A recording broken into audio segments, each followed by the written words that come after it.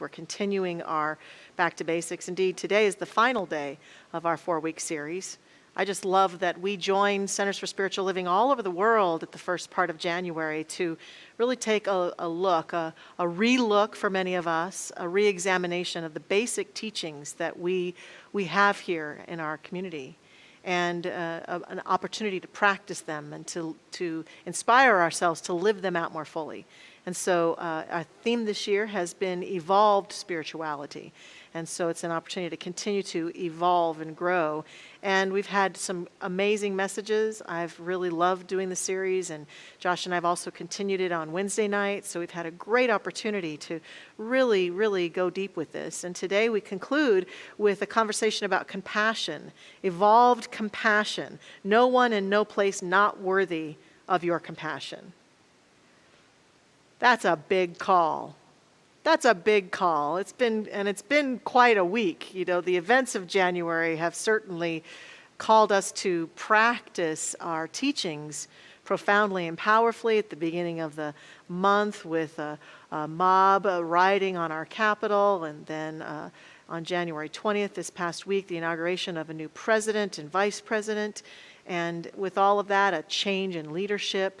And I'm a firm believer that in this universe, nothing and no one is all good or all bad, that there are pros and cons to every leadership that comes forth and every leadership that goes away, and there are pros and cons to what's about to happen. And so that helps me stay more compassionate and more centered and more aware that that no matter how I feel about what has been going on, that I can stay in my center and bless what's happening. And so I invite us to do that, to immediately start out the gate here with an invitation to practice compassion.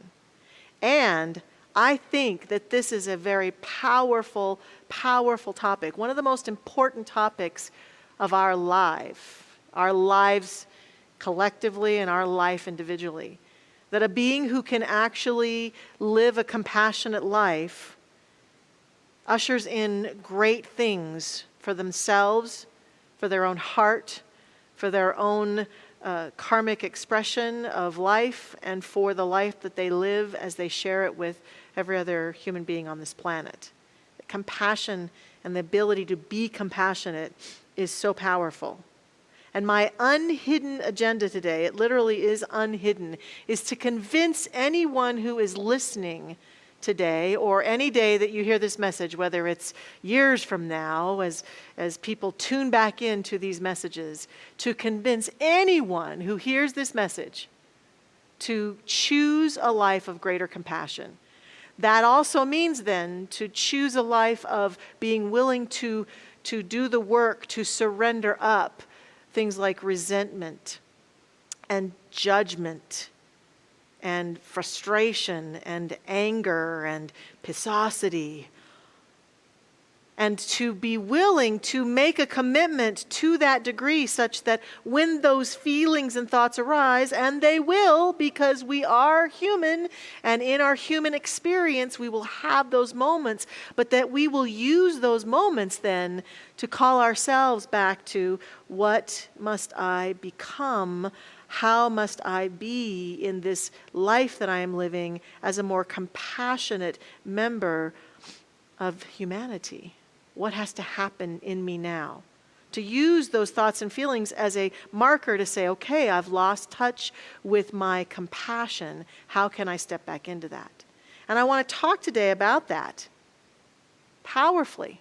Dr. Fred Vogt, who used to be the senior minister here for many years and was the senior minister when I arrived, used to say to us as I was sitting in the pews on Sunday mornings, if we were hauled into court and convicted of being a religious scientist, would there be enough evidence to convict us? And I always thought that was a very compelling question for me as one who practices this faith. But today I offer that and also add to it, for those of us who say we are these spiritual beings, that we're all about love and compassion. If we were hauled into court today and convicted of being a compassionate being, would there be enough evidence to convict us? And in this case, I'm not talking just about the evidence that might show up in how we behave and what we say outside of ourselves. What if the play-by-play occurred of the interior life that we lead, what we think and how we really feel about people and the thoughts that we're really lobbing towards them? Would there be enough evidence to convict us as being a compassionate contribution to humanity? And if so, great. And if not, what needs to happen within us for us to move forward in greater compassion? How could we possibly do that?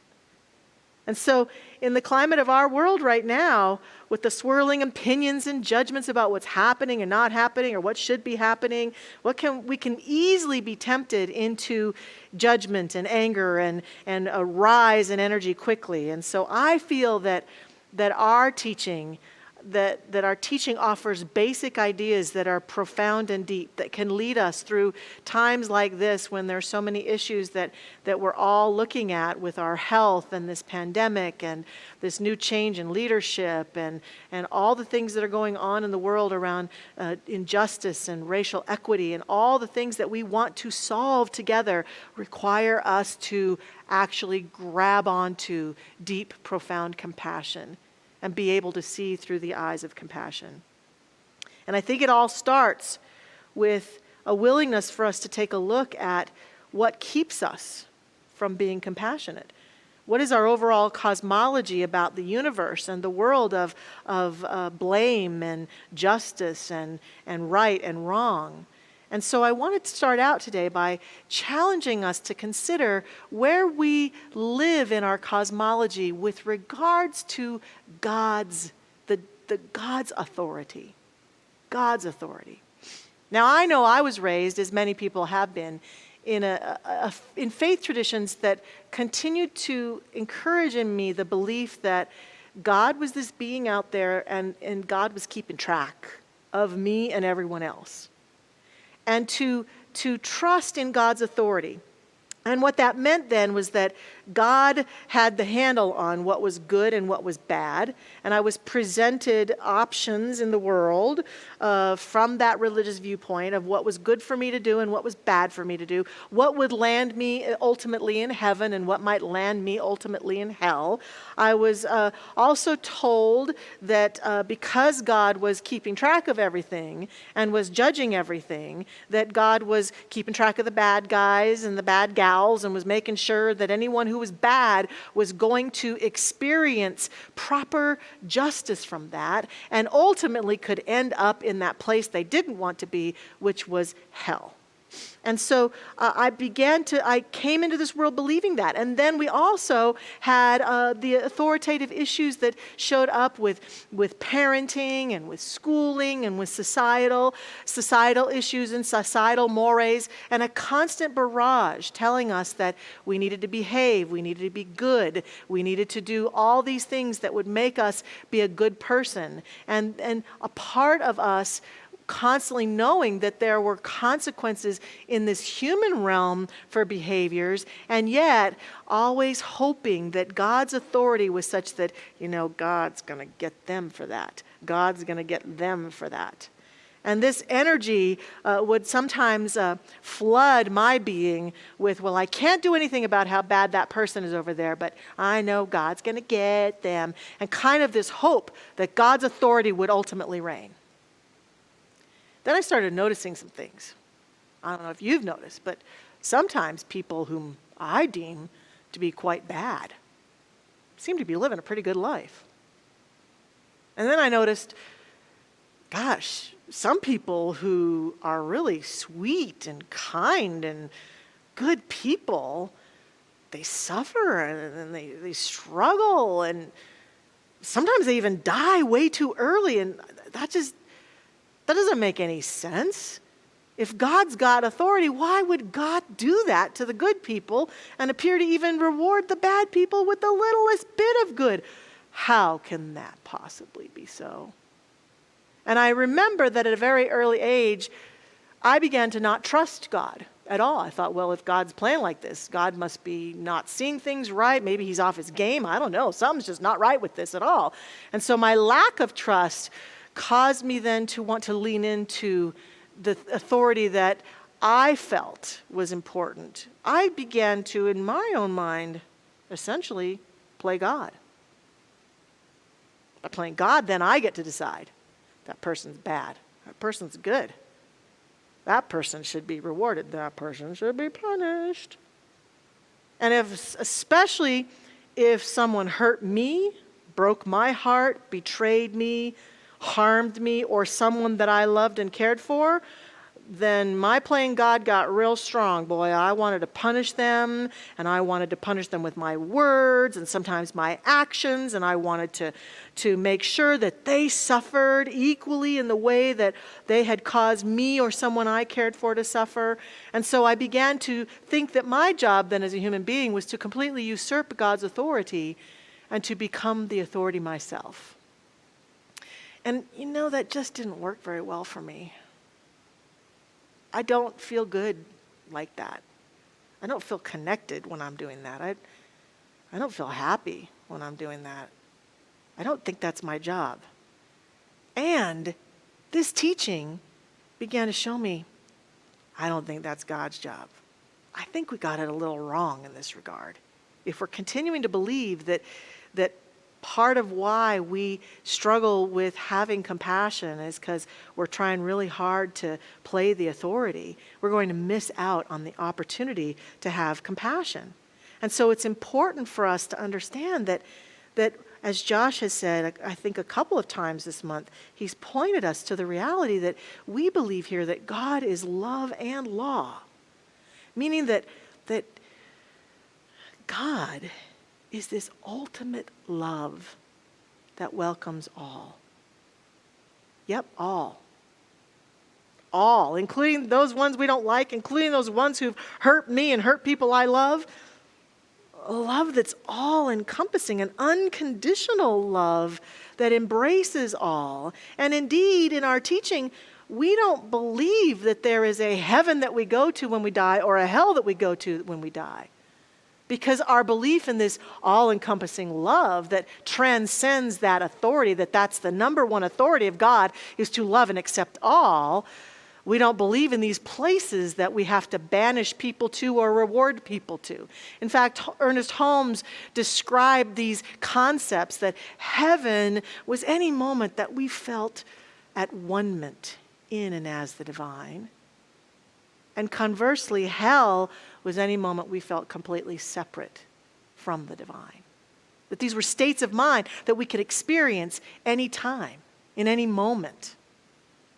And so I began with this teaching to contemplate the possibility that God's authority wasn't available to punish people or reward people, but simply to love people. And that is mind-boggling. Recently, I was actually paying attention to a movie that was a book. And the author was William P. Young, and the book was a phenomenal best-selling book called The Shack. And they made it into a movie, and I was at home during the holidays having a little quiet time, and I was flipping through channels, and all of a sudden, here came the movie. Now, I've seen the movie before, and it definitely had an impact on me, but this particular day, as I was contemplating my life and the universe and what was going on in the world and contemplating this beginning of the year, there was a particular scene that really hit me hard. In this movie, this book, in the story, there's a family, a man, a woman, mom and dad, and 3 children. And they go on about the story. The mother is very spiritual. She is very connected to God. She calls God Papa and feels a connection. And the father, so-so. And in this particular weekend, the father takes the 3 children to go camping. The mother has something else she has to do. And while they're camping, the 2 older children are on a boat out in the lake, and they have a little accident. And the father leaves their smallest girl and rushes off to go rescue his older children. And when they come back, the smallest girl, the youngest, she's gone. She's clearly been abducted, and eventually they discover that she was actually murdered. And this becomes, of course, naturally a torturous experience for the family in every way, shape, or form to lose their little child this way, The sister feels responsible for it because she was goofing around in the boat, and that's why they had the accident. And the father feels horrible responsibility for it. And he's furious, which is completely understandable. He's furious. He's furious at God, at Papa, and he's furious at this man who took his daughter and murdered her in this shack. And he's lost his sense of life and living.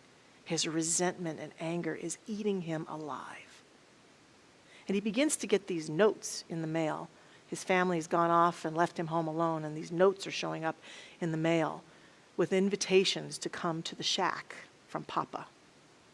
And he doesn't understand this at all. How is this possible? And so one winter day, he heads up to this shack. And the story unfolds with him having this amazing experience with God and Jesus and the Holy Spirit and the way that the author sees them, and it's very moving and touching. But the part that really touched me, that is in relationship to what I'm talking about today, is that there's this moment where they send him off to go be with a being who calls herself Wisdom. And Wisdom is trying to impart to him the love that God, that Papa has for every being. And he can't get it. He can't get it because he hates God for what happened, and he hates the man who did this horrible act. And so Wisdom says to him, okay then, how about this? And she puts images of this man's children who are still alive before him and says, if you feel that this is what God's authority is, she doesn't say it that way, those are my words, then I challenge you to choose which of your children you're going to send to hell. And he says, I couldn't send one of my kids to hell.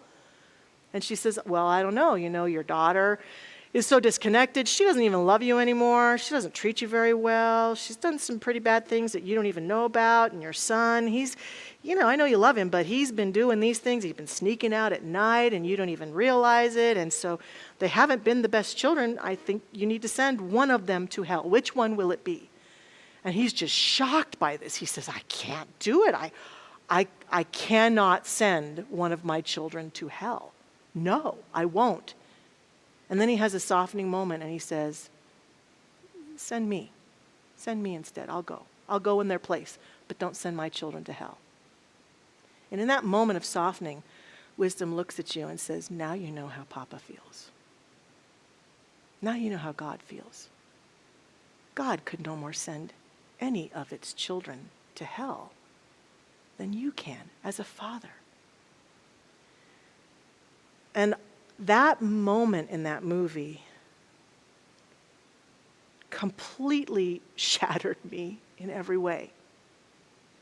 Because I'll tell you the truth, the names and faces of people that I feel, even though I don't believe in hell, I don't believe that there is a place that we go to be tortured for the rest of our existence. I don't even believe in that place. Our teaching doesn't believe in that place.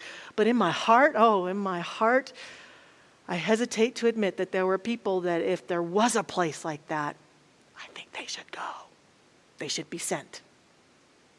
And their faces came into my heart and into my mind, and I cried with the stinging awareness that this presence that is God, that I believe in with every fiber of my being, could no more send any of its children to hell than I could send my own child. And that's impossible. It's impossible for the infinite presence that created each one of us to have that kind of authority over us. The only authority it has over us is that of love. It bathes us in and as love.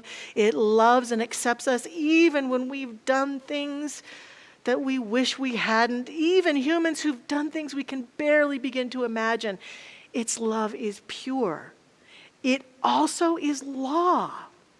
Law that is not punishment, like, well, you're going to get yours, like my human heart sometimes wants to go to, but law that is consequence. Consequence that happens, natural consequences. They say in this movie over and over and over again, no one ever really gets away with anything.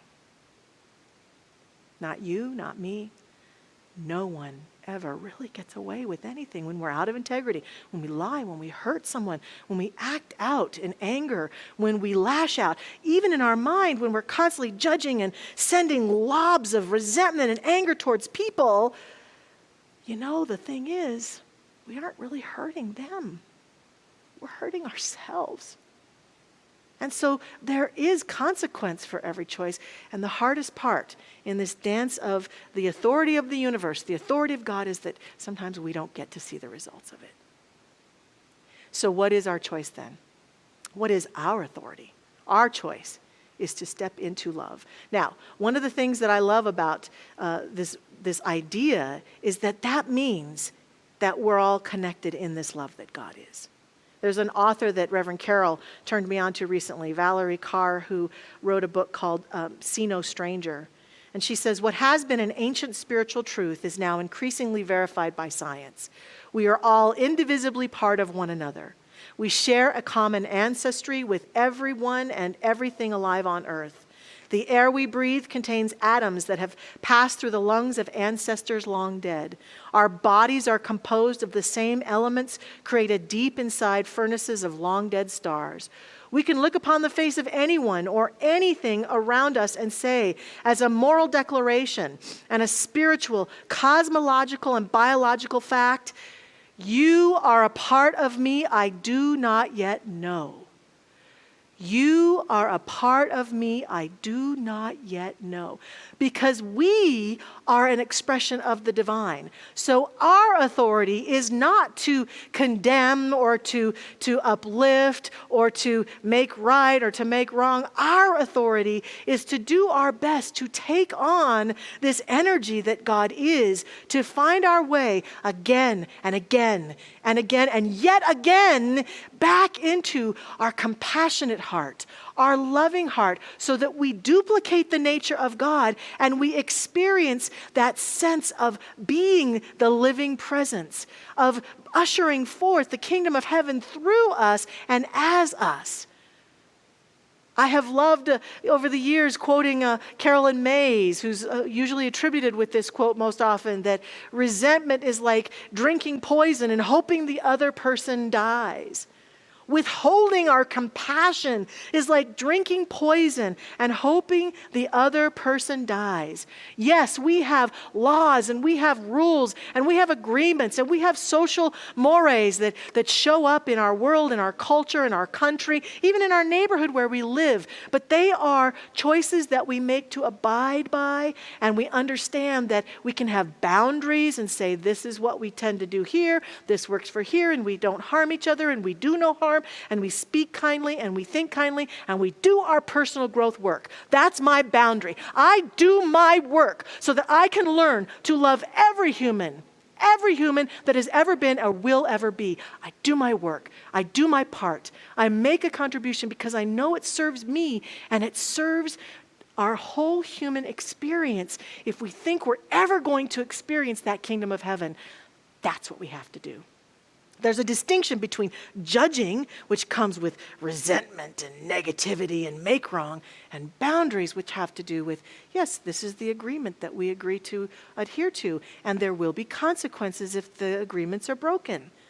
But we do so with love and joy because we understand that how we do anything comes back into our experience. Ernest Holmes puts it very clearly this way. He says, we can have no understanding of divine compassion unless we ourselves first exercise compassion. The very judgment by which we judge others becomes self-judgment.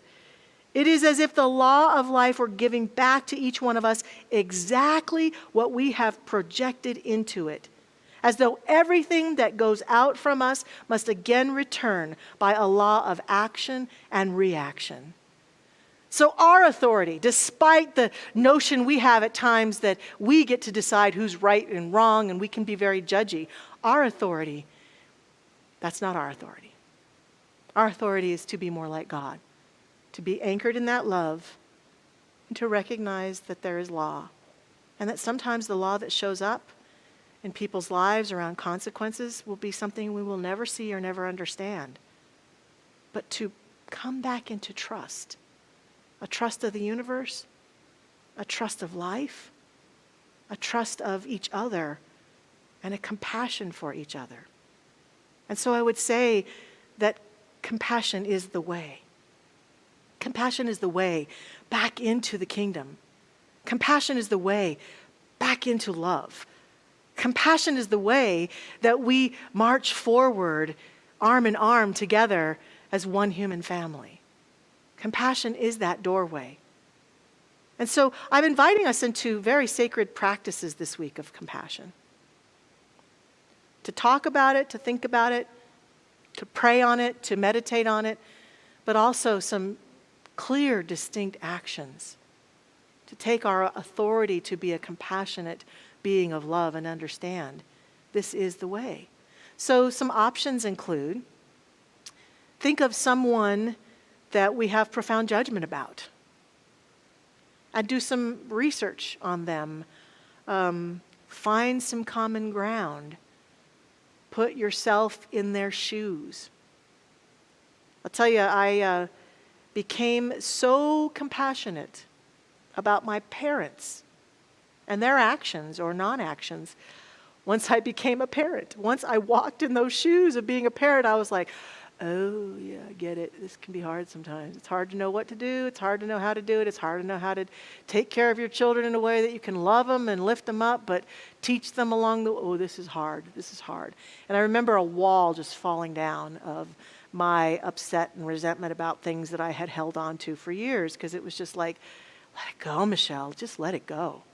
So sometimes walking in other shoes, and I've found that as I've witnessed people in the public eye that I have judgment about and want to make wrong, that I've got strong energy about, that resentment is poisonous to my own soul. So to go and find out more about them, to read things about them that I might not otherwise read, to understand what their needs might be, what their motivations might be, what might be calling them to behave that way, how they might be serving humanity in some of the choices they're making, has served me to find my compassionate heart. I think practicing the practice of watching my judgmental thoughts and challenging myself to say, every time I have a judgmental thought, I have to challenge myself back into my compassionate heart for at least as long, if not longer, than I was spending being judgmental. To take some time to just find compassion and breathe into compassion. To find prayers that are all about compassion. Prayers like the Buddhist loving kindness prayer that includes words like, may all beings be filled with loving kindness. May all beings be free from suffering. May all beings be well. And to pray that prayer when I find myself really in that space where I've lost my ability to be compassionate. I also love Ho'oponopono, which is a beautiful practice where we can take people into our consciousness and just send them energy, just saying, I'm sorry. And the I'm sorry is, I'm sorry for judging you. Please forgive me for judging you. I'm sorry. Please forgive me. Thank you. I love you. And saying that over and over to restore the energetic connection, because that's what it's all about.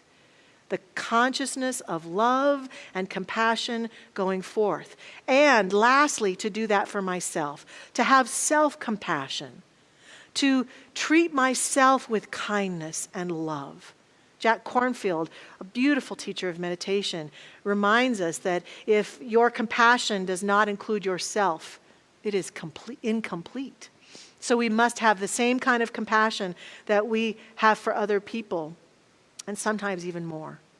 Speak to ourselves like we would the most beloved being in our life, like we would a child we love and revere. For gosh sake, speak to ourselves like we do our beloved pets. I always find it fascinating in the realm of human behavior that someone will be like, their dog or cat will do the most heinous, horrible behavior and thing that they've got to clean up, and the human will be like, oh, Fluffy, it's okay, Fluffy, I'll take care of it, don't worry about it. And then the server forgets to bring them their French fries, and there's all hell breaks loose. Talk to yourself like you're talking to your favorite pet, a pet you love and adore. Those inner thoughts, self-compassion, important for us to love and honor ourselves. Bottom line, for the divine, there is no one and no thing, no place that is not worthy of its love and compassion. Bottom line, for us human beings, we will find ourselves happiest, most fulfilled, a greater contribution to humanity, and ushering forth the kingdom of heaven to the degree that we can be like God and duplicate its nature. Lastly, the great Parker Palmer, so wise, says, wholeness does not mean perfection. It means embracing brokenness as an integral part of life. Knowing this gives me hope that human wholeness, mine, yours, ours, need not be a utopian dream if we can use devastation as a seedbed for new life. Let's do that. Bring forth our compassion.